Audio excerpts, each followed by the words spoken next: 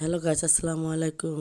আমি চম্পা আক্তার নতুন একটা ব্লগ নিয়ে চলে আসলাম। আশা করি আপনারাও ভালো আছেন, আমিও ভালো আছি।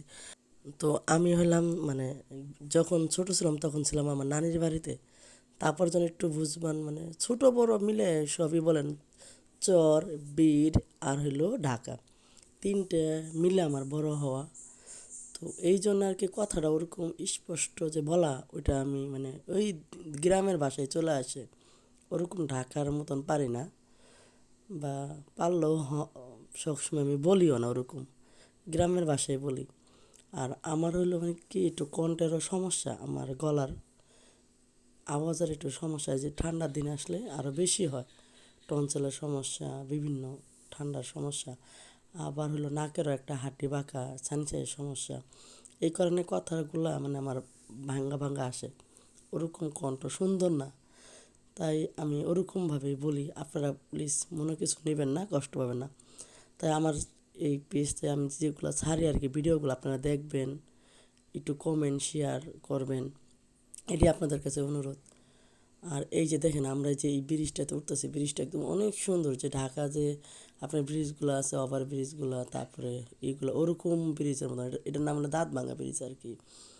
আর দুই পাশে দেখেন ওরকম যানজট নাই, ঢাকার মতো নিরিবিলি, এগুলা ঘুরতে কিন্তু অনেক ভালো লাগে। আর এই যে সরিষা ফুল, তারপর দুই সাইডে পানি, নদীর মতন গাছগাছালি দেশের।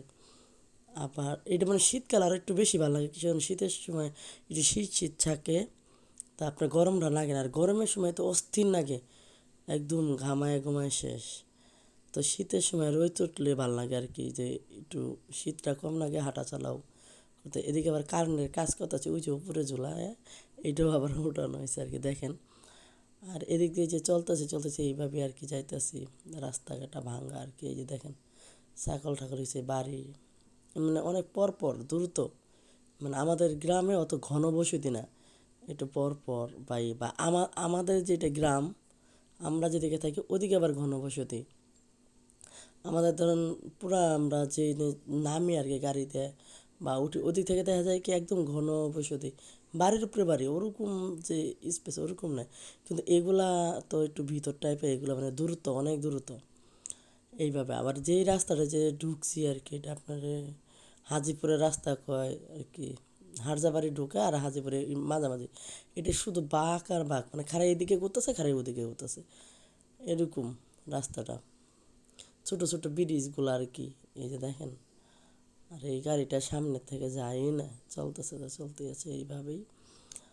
তো আমার কণ্ঠ নিয়ে যাদের একটু সমস্যা, এই জন্য আমি আর কি বুঝাই বললাম যে আমার কণ্ঠের আসলে সমস্যা। আর এদিকে যে দেখেন সবুজ গাছ, মরিচ, এগুলো মাটি কাটতেছে রাস্তায় আর কি ওনারা।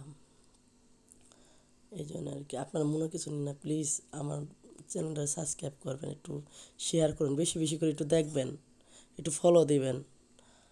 তা আমরা এই যে দেখেন ধান শুকায় রাখছে রাস্তায়, এই যে লোকজন যাইতেছে, আর আমরা অটোতে উঠছি, বলতে পারেন কিসে। তো এই যে চলে আসছি, আপনারা ভালো থাকেন, সুস্থ থাকেন, আসসালামু আলাইকুম। আমার ভিডিওটা দেখবেন, শেয়ার কমেন্ট একটু দিবেন প্লিজ, আপনাদের কাছে অনুরোধ করা থাকলো।